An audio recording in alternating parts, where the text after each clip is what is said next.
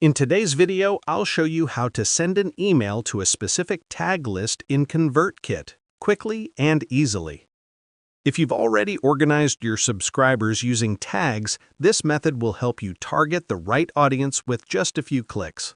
Let's get started. First, log into your ConvertKit account and go to the Broadcasts section from the main dashboard. Click New Broadcast to create a new email. Now, under the Send To section, you'll see options to choose who will receive this email. Click Filter and then select Subscribed to Tag. A drop-down list will appear showing all your existing tags. Choose the tag or multiple tags you want to send your email to. This ensures your message only goes to subscribers with that specific tag.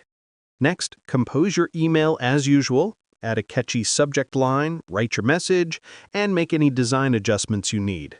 When everything looks good, click Continue to Review.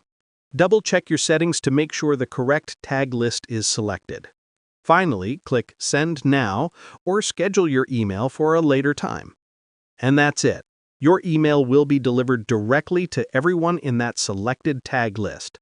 This is a simple but powerful way to segment your audience and send targeted content that converts.